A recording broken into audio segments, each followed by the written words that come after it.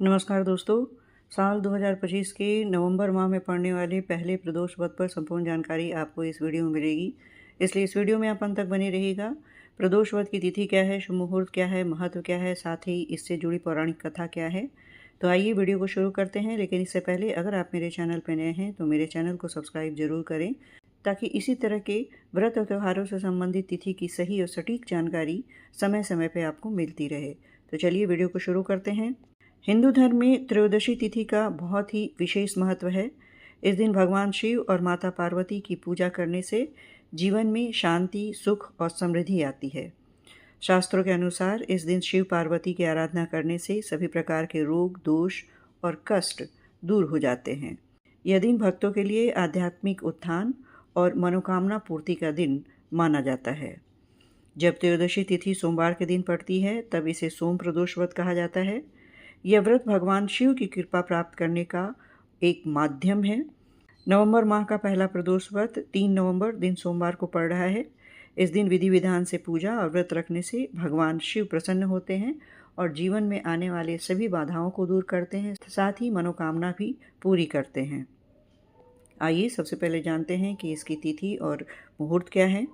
कार्तिक माह के शुक्ल पक्ष की त्रयोदशी तिथि पर पड़ने वाला सोम प्रदोष व्रत इस बार 3 नवंबर सोमवार को मनाया जाएगा।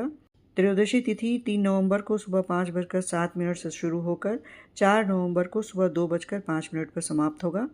भगवान शिव और माता पार्वती की उपासना के लिए यह दिन बहुत ही शुभ है। आइए साथ ही आपको ये भी बता दें कि प्रदोष व्रत की पूजा कब की जाती है। प्रदोष व्रत में भगवान शिव की पूजा सूर्यास्त के बाद और रात होने से पहले, यानी कि प्रदोष काल में ही की जाती है। इस समय पूजा करने से शुभ फल प्राप्त होता है। इस बार प्रदोष काल में पूजा का शुभ मुहूर्त शाम 5:34 से रात 8:11 तक रहेगा, जिसकी कुल अवधि लगभग 2 घंटे 36 मिनट होगी।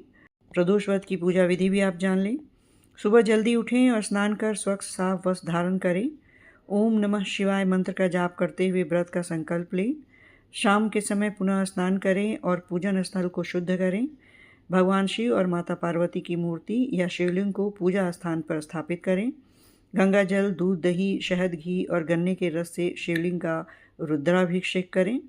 भगवान शिव को चंदन, बेला के फूल, भांग, धतूरा और शमी के पत्ते अर्पित करें। रुद्राक्ष की माला से ओम नमः शिवाय मंत्र का 108 बार जाप करें। प्रदोष व्रत कथा को श्रद्धापूर्वक पढ़ें या सुनें। पूजन के बाद आरती करें और सभी को प्रसाद वितरित करें। प्रदोष व्रत का काफ़ी महत्व है। जो व्यक्ति श्रद्धा और भक्ति के साथ इस व्रत का पालन करते हैं, उनकी सभी मनोकामनाएं पूर्ण होती हैं। भगवान शिव और माता पार्वती शीघ्र प्रसन्न होकर भक्तों को सुख, समृद्धि और संतोष का आशीर्वाद देते हैं।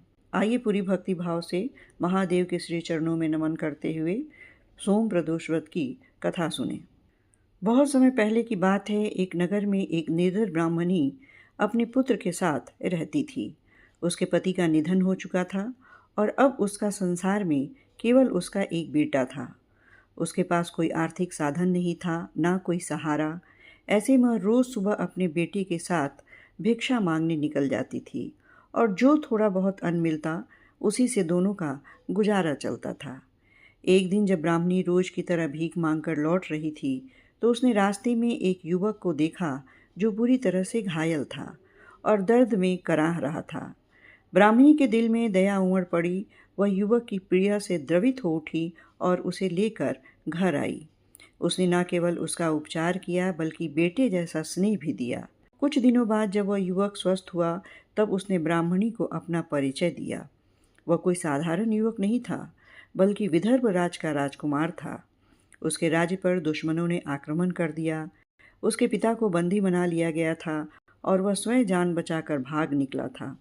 भाग्य ने उसे इस विपत्ति में डाल दिया था। अब वह राजकुमार ब्राह्मणी और उसके पुत्र के साथ रहने लगा। ब्राह्मणी ने अपने सीमित संसाधनों में भी उस राजकुमार की पूरी सेवा की। इधर ब्राह्मणी हर सोमवार को सोम प्रदोष व्रत श्रद्धा और नियम पूर्वक करती थी। वह शिव भगवान की सच्ची उपासिका थी। उसका यही व्रत उसके जीवन का सहारा बना। इसी नगर में अंशुमती नाम की एक सुंदर और बुद्धिमती गंधर्व कन्या अपने माता पिता के साथ रहती थी। एक दिन उसने राजकुमार को देखा और पहली नज़र में ही उस पर मोहित हो गई। वह जान गई कि यह कोई सामान्य युवक नहीं है। अगले दिन वह अपने माता-पिता को लेकर राजकुमार से मिलने आई।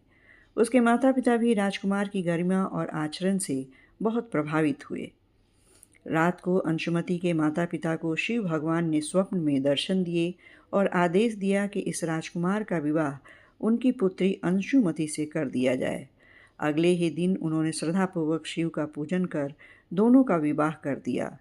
विवाह के कुछ समय बाद ब्राह्मणी के व्रत के पुण्य प्रभाव और गंधर्वों की सेना की सहायता से राजकुमार ने दोबारा अपनी सेना एकत्र की और विदर्भ पर फिर से विजय प्राप्त की। उसने अपने पिता को बंदी गृह से मुक्त कराया और राज्य पुनः प्राप्त कर लिया। राजकुमार अपने जीवन में आए इस चमत्कार के लिए ब्राह्मणी को श्रेय देने लगा। उसने ब्राह्मणी के बेटे को अपना प्रधानमंत्री बना लिया और स्वयं गंधर्व कन्या अंशुमति के साथ राजपाट का संचालन करने लगा।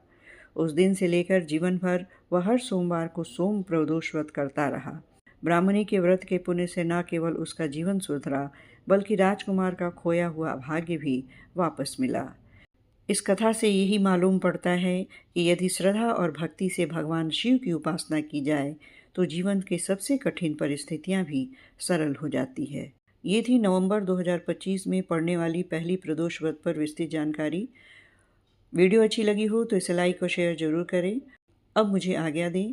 हर हर महादेव।